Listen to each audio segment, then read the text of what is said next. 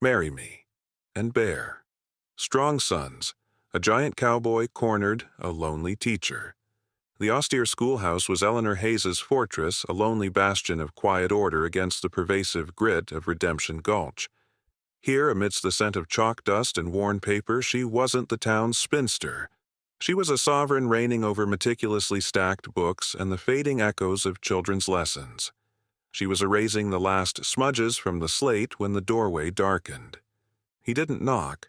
Jedediah Stone was a man so immense he seemed to blot out the sun, a raw, untamed force of nature she'd crossed a continent to escape. This was no social call. His gaze swept over her, not with courtesy, but with the stark assessment of a rancher judging livestock. His voice was a low rumble of shifting earth, devoid of warmth, but full of grim purpose. "I need a wife," he declared, the words hanging like a death sentence in the still air. "And you need strong sons." It wasn't a proposal. It was a contract written in dust and desperation. What does a woman do when her carefully built prison is shattered by a man who offers not a key, but a different set of chains? The one-room schoolhouse was Eleanor Hayes's fortress, an austere sanctuary of quiet order carved from the heart of Redemption Gulch's relentless chaos. Outside the world was a symphony of grit and grime, a land of hard men and harder bargains. But inside, with the scent of chalk dust-worn pine and the faint lingering smell of soap on her hands, she was a sovereign. The setting sun bled through the tall, grimy window, casting long, lonely shadows across the row of empty desks. Each was a ghost of a child now returned to the dust and clamor of the town. She found a fragile peace in the ritual, wiping the slate clean, stacking the well-worn primers into a perfect, unwavering column. Here she could almost forget the whispers that followed her down the main street. Spinster. Icy. Too much book learnin' for her own good. Here she was, not the disgraced daughter who had fled Boston with nothing but her pride and a splintered heart. She was simply Miss Hayes, a purveyor of knowledge, a bastion against the encroaching wilderness of the soul. Then the doorway darkened. He didn't knock. The very concept seemed alien to him.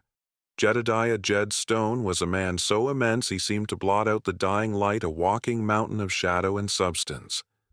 The floorboards groaned a protest under his worn leather boots as he took a single step inside, bringing the scent of pine horse and cold, clean earth into her sterile haven.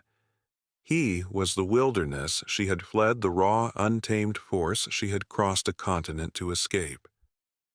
Eleanor's hand froze over a stack of papers, her heart a frantic bird against her ribs.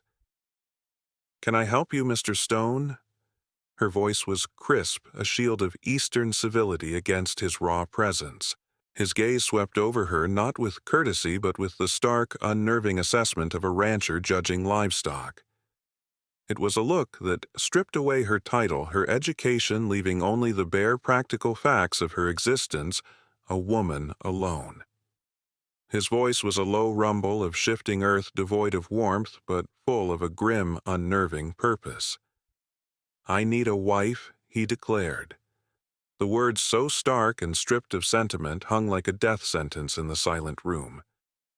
Eleanor stared speechless as he continued laying out his terms as if discussing the price of cattle. "I have 5,000 acres, a strong house, no heir." He paused, a flicker of some ancient pain darkening his eyes. "My first wife, she was not made for this land. It broke her." He looked back at Eleanor, his assessment complete. "You are. You have the look of a woman who does not break easily." The insult was so profound, so deeply rooted in a worldview, she could barely comprehend that her shock curdled into a cold, diamond-hard fury. "And you, Mr. Stone," she finally managed, her voice trembling with restrained rage, "have the look of a man who mistakes desperation for strength. I am a teacher, not a broodmare for sale." A corner of his hard mouth twitched. It was not a smile. "A teacher with no family, no protection, and a long winter comin'. I've seen your kind before. You bring your books and your high-minded ideas, but this land chews up lonely women and spits out bones." He took another step, the space between them shrinking, crackling with a terrifying energy. "I'm offering you a trade. My name, my protection, a home. In exchange for strong sons to carry my name when I'm in the ground. Your offer," she spat the word, "is the most vulgar, insulting proposition I have ever had the misfortune of hearing. Now leave my school." She expected him to turn to perhaps curse and storm away. Instead, he closed the remaining distance, his huge hand clamping around her upper arm. The touch was not brutal, but it was absolute, a manacle of warm, calloused flesh. A shock of heat and unwelcome intimacy shot through her. "You think your books will keep you warm at night?" He rumbled, his face close to hers. "You think they'll stand between you and men with less honorable intentions than me?" For the first time, raw fear lanced through her anger. He was right. She was utterly, terrifyingly alone. But her pride would not let her yield. "Take your hand off me." He stared down at his massive hand on her delicate arm as if surprised to find it there. He saw the defiance in her eyes, the terror she refused to show. With a low grunt of frustration, he released her. He turned and strode to the door, pausing in the frame, a great dark silhouette against the last bloody light of dusk. "Think on it, schoolteacher," he said, his voice a low prophecy. "When the winter winds start to howl and the loneliness bites deep, you'll find my offer's the only one you're like to get, and a damn sight better than the alternative." He was gone. Eleanor stood frozen, the phantom heat of his hand still burning on her arm. Then her knees gave way, and she slumped against the wall, a single ragged sob escaping her lips. He hadn't just insulted her. He had seen her. He had seen the truth of her fragile, lonely existence and turned it into the cold, hard currency of a bargain. What happens when the wilderness you tried to escape follows you inside, locks the door, and makes you an offer you can't survive accepting, but might not survive refusing? Here is part 2 of the story. Part 2. The Teeth of the Town. The morning after was a study in brittle composure. Eleanor Hayes awoke not from sleep, but from a long sleepless vigil, the ghost of Jedediah Stone's proposition haunting the shadowed corners of her small room. She dressed with deliberate care, pinning her hair with firm, almost violent precision. She would not be cowed. She would not be broken. She would face Redemption Gulch with the same unyielding pride that had been both her shield and her curse since leaving Boston. The schoolhouse felt different, tainted. The air, once a comforting scent of chalk and learning, now seemed to hold the echo of his voice, the memory of his raw, earthy scent. As she taught the children their letters, her own voice was a steady, measured rhythm, a stark contrast to the frantic pounding of her heart. Every shadow that flickered past the tall windows made her flinch. The day's lessons concluded. The children, released from her quiet kingdom, exploded back into the chaos of the town. Loneliness, a cold and patient predator, settled back into the room. She needed supplies, a mundane errand that now felt like a walk into enemy territory. The main street was a river of mud and indifference. Men tipped their hats with lazy courtesy, but their eyes lingered, assessing. The women gathered by the mercantile fell into a sudden, conspicuous silence as she approached. She felt Jedediah's words coiling around her. A woman of your age in a town like this. She was an anomaly, a curiosity, and in the West, curiosities were either coveted or crushed. As she stepped into the dim, cluttered mercantile, a man detached himself from the shadows. Bartholomew Barty Croft. He owned the saloon, held the deed to half the town, and moved with the slick, predatory grace of a well-fed coyote. "Miss Hayes," he purred, his smile not reaching his cold, calculating eyes. "A rare flower in this dusty garden. Running low on chalk and charity, are we? Good afternoon, Mr. Croft." I'm quite capable of purchasing my own supplies. Eleanor said, her tone leaving no room for his oily charm. He simply laughed, a low, unpleasant sound. Of course, of course. A woman of your spirit and independence. He let his gaze drift over her, a slow, proprietary inspection that made her skin crawl. But this is a hard place for a woman alone. Should you ever find your ledger running short, or the nights a little too quiet, my door is always open. It was Jedediah's offer, but cloaked in a greasy veneer of civility that felt infinitely more dangerous. Jedediah had seen her as a solution. Croft saw her as a prize to be won or a property to be acquired. She paid for her flour and thread, her hands trembling slightly as she counted out the coins and fled the Storecroft's smug gaze burning into her back. Outside, the wind was picking up, carrying the scent of rain and the hushed voices of two women by the water trough. Found her in the spring, one said, her voice a grim whisper. Just wasted away. No family to speak of. This country just swallows people like that whole. Eleanor hurried past the words, clinging to her like burrs. The walls of her fortress, once so solid, were beginning to feel like paper. By the time she reached the schoolhouse, the sky had bruised to a violent purple-gray. The wind howled, a mournful, lonely sound that rattled the window panes. A storm was coming, a mirror to the tempest in her own soul. She was lighting a lamp against the premature dusk when a sharp crack echoed through the room. A rock, hurled from the gloom outside, shattered a pane of glass, sending a spray of glittering shards across the floorboards. The wind and rain immediately invaded her sanctuary. She rushed to the door, her fury overriding her fear. A group of older boys, hulking shadows in the twilight, laughed from a distance. "Go back east, schoolmarm," one of them yelled before they vanished into the storm. Ignorant thugs. The very darkness she was trying to fight with spelling books and arithmetic. Shivering, she dragged a heavy shutter over the opening, the wind tearing at her dress, the rain soaking her to the bone. The hammer felt clumsy and foreign in her cold, numb hands. A shape emerged from the downpour, so vast and sudden it seemed born of the storm itself. Jedediah Stone. He did not speak. He did not ask.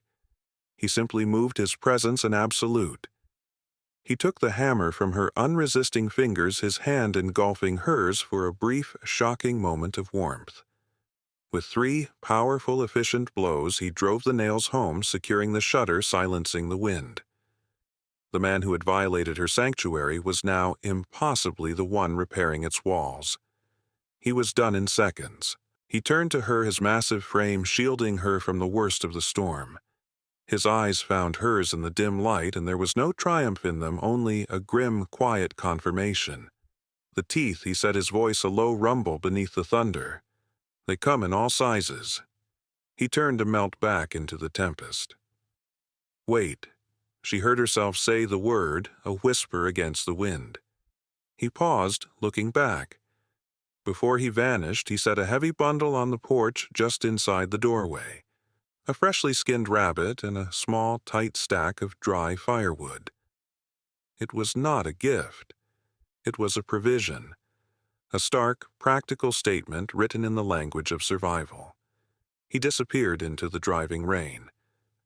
Eleanor stood frozen in the doorway, staring at the offering. The hammer lay on the floor, still warm from his hand. The rain lashed against the window he had mended. And a terrifying thought took root in her heart. The vulgar giant who wanted to buy her future might be the only man capable of ensuring she had one. The rabbit and the firewood sat on her porch like a pagan offering at a church door. For a full day, Eleanor treated them as an extension of the man himself, an unwelcome, primal intrusion into her ordered world. To touch them felt like consent. To use them felt like surrender. But the cold gnawed at her through the floorboards, and the small portion of salted pork she owned was dwindling. Pride is a thin coat to wear through a redemption gulch. Winter, a voice venomously like Croft's, hissed in her mind.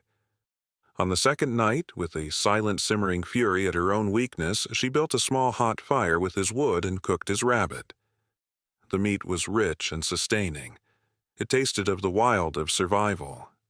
It tasted of a reluctant, terrifying debt. The town noticed the change before she did. A fragile, invisible perimeter had been drawn around her. The saloon loafers who once watched her with hungry eyes now looked away. The older boys who had broken her window now sullenly tipped their heads when she passed, a gesture less of respect and more of a grudging acknowledgment of a higher, more dangerous authority. She was no longer just the lonely schoolteacher. She was in the unspoken language of the town Jedediah Stone's concern. The thought was both a comfort and a cage. Her new unasked-for status did not go unnoticed by Bartholomew Croft. He caught her as she was locking the schoolhouse door, the afternoon sun casting his long, spidery shadow over her. His greasy charm was gone, stripped away to reveal the cold, hard avarice beneath. "It seems you found a larger dog to bark for you, Miss Hayes," he said, his voice a low sneer. "I am disappointed. I thought you a woman of more discerning taste." "My affairs are my own, Mr." Croft Eleanor replied, her heart starting a low, fearful drumbeat. "Are they—" He stepped closer, invading her space. "In this town there are no private affairs. There is the land which men like Stone foolishly think they own. And then there is the town itself, the commerce, the wages, the very boards under your feet which I own. You would do well to remember who profits when this school stays open." The threat was clear, a silken cord tightening around her throat. He controlled her livelihood. "I'm not a piece of property to be claimed," she said, her voice colder than she felt. "Not by you, not by anyone." Croft laughed, a dry, humorless sound. "We'll see," he whispered, his eyes glittering. "Even the biggest dog can be put down. And a pretty little bird like you, well, cages can be built." He walked away, leaving her trembling not with cold, but with a violation that went deeper than Jedediah's rough hands. Jed had offered a brutal bargain. Croft had promised subjugation. In that moment, she understood the vast, terrifying difference. Jedediah's warning was not a threat. It was a map of the world she now inhabited, and Croft was the monster at its center. Her isolation was no longer a point of pride. It was a mortal danger. She could not stay here, a trembling mouse, waiting for the coyote to return. And she could not go to Jedediah for help. That would be the surrender her soul refused to make. There was only one path left. She had to understand the man who had thrown her life into chaos. She had to see his world not as a prospective purchase, but as a territory to be scouted. She had to know if he was a tyrant or a protector. So she walked. She left the relative safety of the town behind her, sensible boots kicking up the dust of the open road leading to his ranch. The sky was a vast, empty canvas above her. The mountains loomed in the distance, ancient and indifferent. This was his world. Vast, silent, unforgiving. With every step, she felt her own world of books, rules, and quiet order shrinking behind her. This was a pilgrimage from the known into the heart of the unknown. His ranch appeared over a rise, and it was not what she expected. The house was not a crude shack, but a sturdy, well-built log home, smoke curling from a stone chimney. The fences were mended, the yard swept clean. There was an order here, a quiet sense of care that belied the brutishness of its owner. She saw him then. He was not wrestling cattle or splitting logs. He was in the small fenced-off yard beside the house. He stood before a single, simple grave marked by a weathered wooden cross. His massive shoulders were slumped. His head was bowed. His hat was held in his huge, calloused hands. He was a giant brought to his knees by a grief so profound it seemed to bend the very air around him. The ghost of his first wife, the one the land had broken. All of Eleanor's carefully constructed judgments, her anger, her fear, dissolved in that single devastating sight. This was not a monster. This was not a barbarian making a cold calculation. This was a man hollowed out by a loss so complete that he had tried to build a fortress of practicality around the gaping wound. His offer had not been an insult born of arrogance. It was a desperate, clumsy prayer born of unbearable pain. As if sensing her, he slowly looked up. His eyes, when they met hers, were not the hard, assessing gaze of the man in her schoolhouse. They were the eyes of a lost soul caught in a moment of utter, shattering vulnerability. He saw her a ghost from a world of logic and reason standing at the edge of his most sacred sorrow. And in the vast, silent space between them, the bargain was broken. Something new, something terrifying and fragile and real was about to begin. The silence in the yard was a fragile, crystalline thing spun between the man and the woman, and the ghost that lay between them. Jedediah Stone's face, moments before a mask of raw, unguarded grief, hardened back into granite. The shame of being seen, truly seen, was a heat that rose in his neck. He was a mountain again, impassive and weathered all cracks and fissures sealed over. "What are you doing here?" His voice was harsh, a gravelly accusation. "This is private land. Did you walk all this way to give me an answer?" He was trying to drag the world back to the brutal, simple terms of their bargain, a transaction, a contract. But Eleanor had seen the man behind the ledger. She saw the immense cost of the life he had built, a price paid in a currency of sorrow she was only just beginning to understand. She did not rise to his anger. She stepped past it into the heart of his pain. "I saw the cross from the road," she said, her voice a soft, steady thing against the vast, empty quiet of the plains. She looked at the simple, weathered grave. "I am so very sorry for your loss, Mr. Stone." Her compassion was a weapon he had no defense against. It slipped past the walls, past the anger, past the pride. The granite crumbled. The tension in his massive shoulders eased, leaving behind only a profound, ancient weariness. He turned from the grave, unable to look at it and her at the same time. "Sun's going down." He grunted the words a surrender. "Long walk back to town. You can wait inside." The invitation was reluctant, born more of necessity than hospitality, but it was an opening. She followed him into the house. The interior stunned her. It was Spartan, yes, a world of wood and leather and stone, but it was also meticulously clean. A rack of well-oiled rifles gleamed on one wall. A neat stack of firewood lay beside a great stone hearth.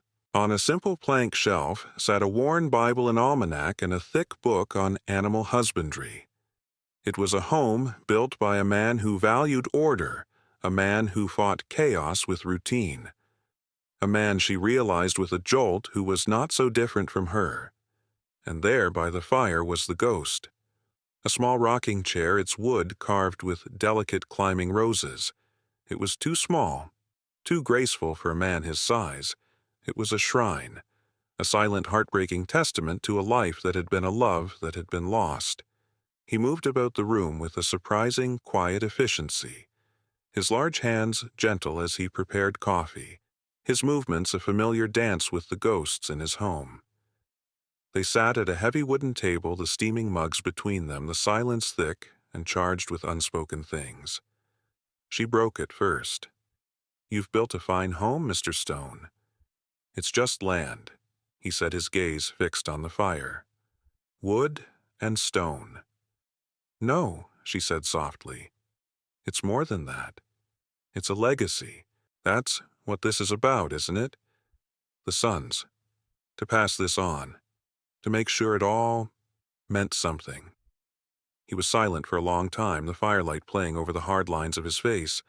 "This land," he finally said, his voice low and reverent, "it demands a blood price. It takes and it takes. You have to build something so strong, so deep-rooted that it can't be washed away. Something that'll stand after you're gone. Otherwise, it was all for nothing." He looked at the small rocking chair. All for nothing. In that moment, he was not a brute or a barbarian. He was a creator, a king in a lonely, silent kingdom, desperate for an heir. A sudden noise from outside shattered the fragile peace. The sharp whinny of a nervous horse, the crunch of multiple boots on gravel. Jed was on his feet in an instant, his entire demeanor shifting from weary grief to lethal, coiled stillness. He moved to the door, placing a hand on the frame, his body, a silent command for her to stay back. On the porch, bathed in the cold moonlight, stood Bartholomew Croft and two of his hired thugs. Croft's eyes flicked from Jed to the sight of Eleanor inside the house, and a slow, poisonous smile spread across his face. Well, Croft drawled, his voice carrying on the night air. It seems the little bird has found herself a new cage after all. I've come to collect my property stone. The insult was deliberate, a lit match tossed into a powder keg. Jed stepped fully onto the porch, his immense frame blocking the doorway, shielding Eleanor from view. "She is not your property," he said. His voice was not loud. It was a low, flat, deadly thing, the sound of a rock slide just before it begins. "This is my land. Leave." "I think not." Croft's men shifted their hands, drifting towards the pistols at their hips. "The lady and I have an understanding. She is a resource of this town, and I am the one who manages its resources." The air grew thick, the promise of violence a metallic taste in the back of Eleanor's throat. She had been a pawn between them, an object to be bargained for and claimed. She saw Jed's hands clench into fists, saw the muscles in his jaw tighten. He would fight for her. He would likely die for her. And it would solve nothing. Her fear was a cold, sharp blade, but beneath it a new and unfamiliar fire was kindling. The fire of defiance. She made a choice. She stepped out from behind Jed's protective frame into the moonlight, her head held high. She moved to stand not behind him, but beside him, an equal, an ally. She looked directly at Bartholomew Croft, her gaze clear and unwavering. "I am no one's property, Mr. Croft," she said, her voice ringing with a strength she didn't know she possessed, "and I am not his guest." She paused, feeling the stunned silence of all four men. She felt Jed's gaze on her, a mixture of confusion and disbelief. She turned her head slightly, meeting his eyes for a fraction of a second, a silent message passing between them. Then she faced Croft again, her voice as cold and sharp as splintered glass. "I am considering his offer." Eleanor's words fell into the moonlight, shattering the tense standoff. "I'm considering his offer." It was a lie, and it was the truest thing she had ever said. It was a shield, and it was a sword. For a moment the world held its breath. Bartholomew Croft's smug sneer froze, then curdled into a mask of pure, venomous fury. He had been publicly outmaneuvered, his authority challenged not by the giant he sought to provoke, but by the woman he had dismissed as a pawn. He could not start a gunfight now. It would not be a duel, but a squalid attempt to claim a woman who had just publicly chosen her protector. "So be it." Croft hissed, his voice a sibilant threat.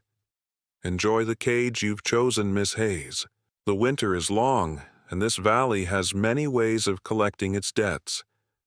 He gave a sharp, angry nod to his men.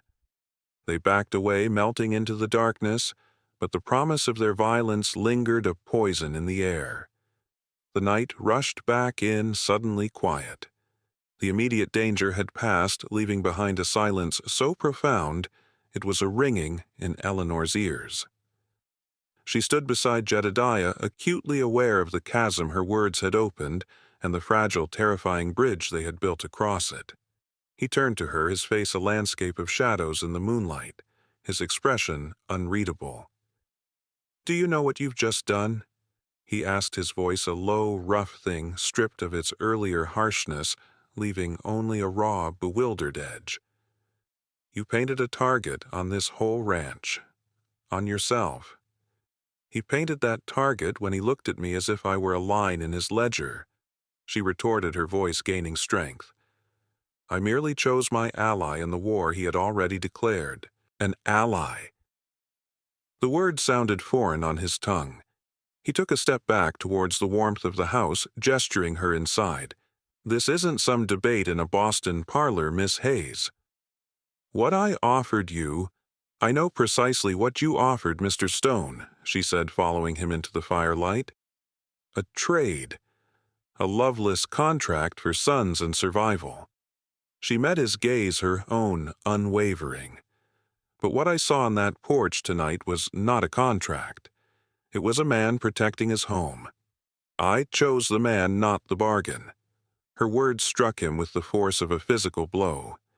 He stumbled back, his hand coming to rest on the high back of the small, rose-carved rocking chair. The silent shrine. He stared at her, this impossible woman who looked at him and saw not a brute or a solution, but a man. It was an act of grace so unexpected, it broke through the fortress of grief he had spent years building. He sank into a heavy chair by the hearth, the firelight catching the profound sorrow in his eyes. The mountain had finally crumbled. Her name was Sarah. He began, his voice a near whisper, speaking not to Eleanor but to the ghost in the room. She was small, like one of them wildflowers that grows in the shade up in the high canyons. Full of light.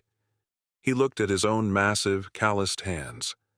I was always afraid of breaking her. A clumsy giant, that's what I was.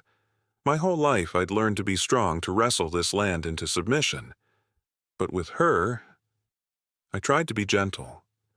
God, I tried. He fell silent, lost in the memory. Eleanor did not speak.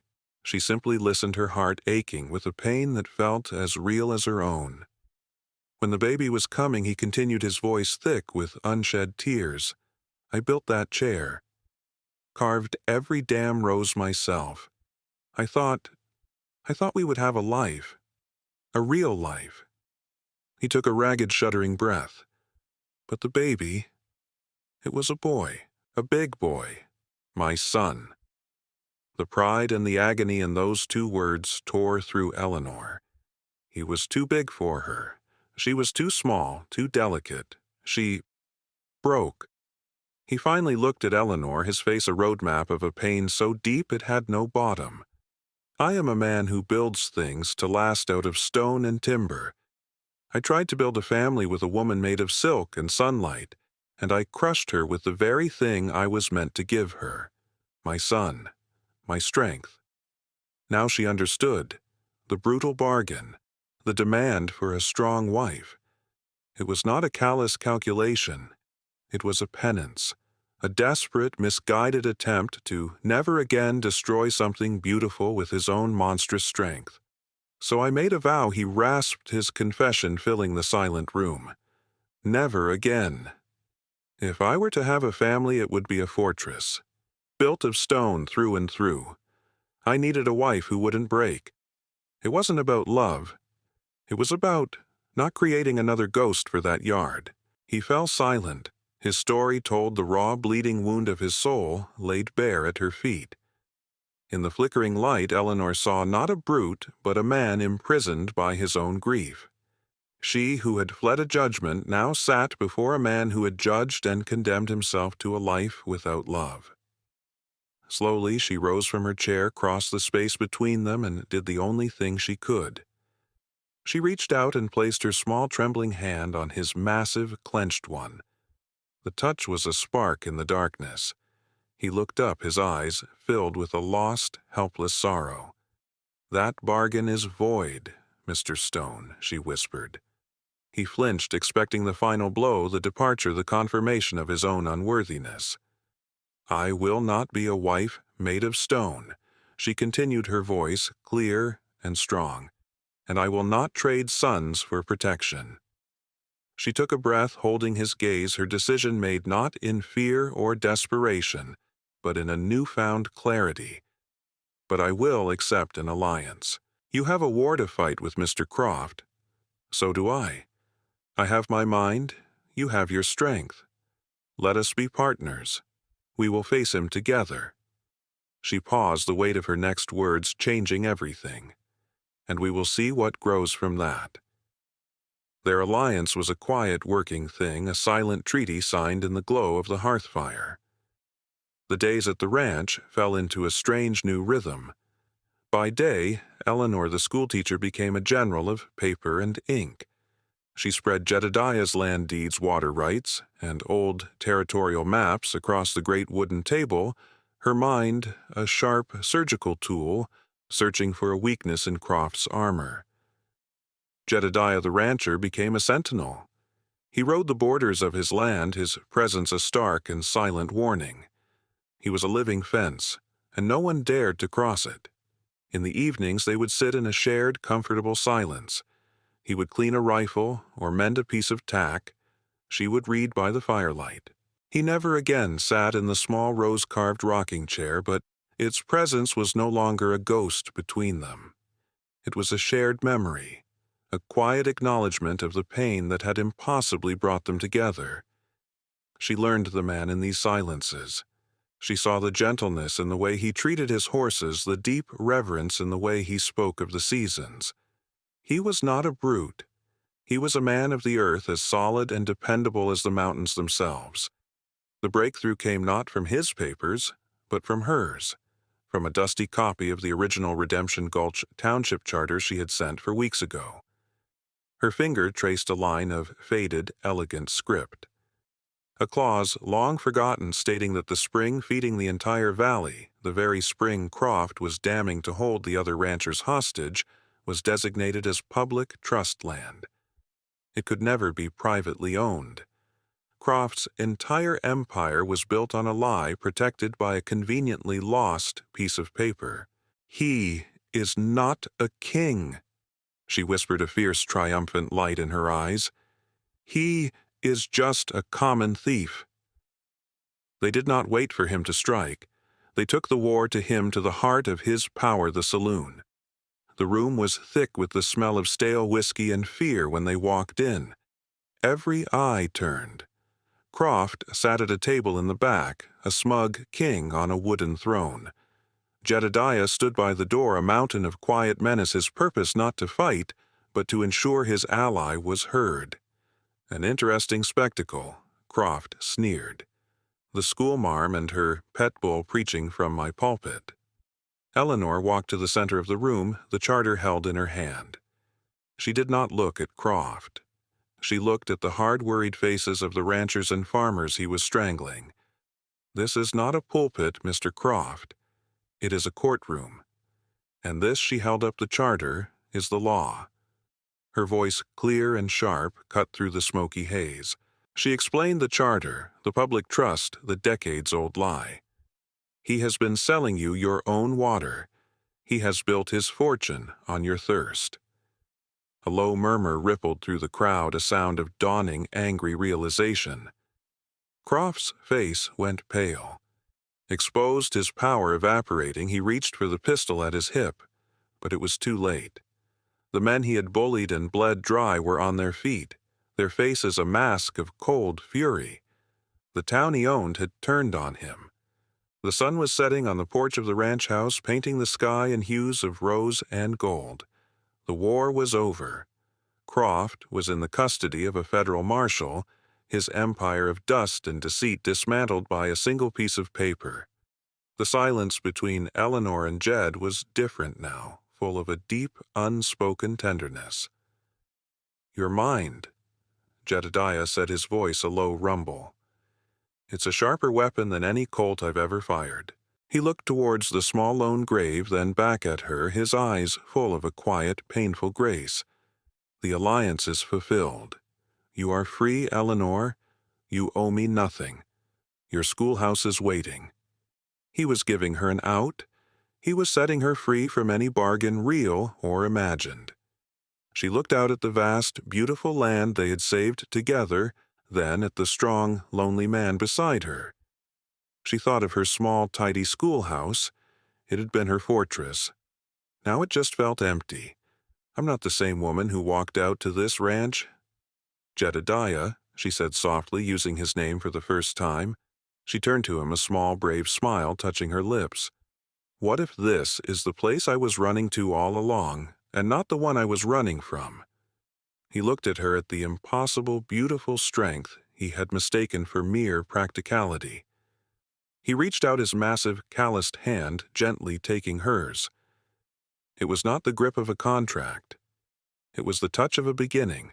In a valley of ghosts and hard bargains, two lonely souls, one made of sunlight and the other of stone, had found a place to build. Together,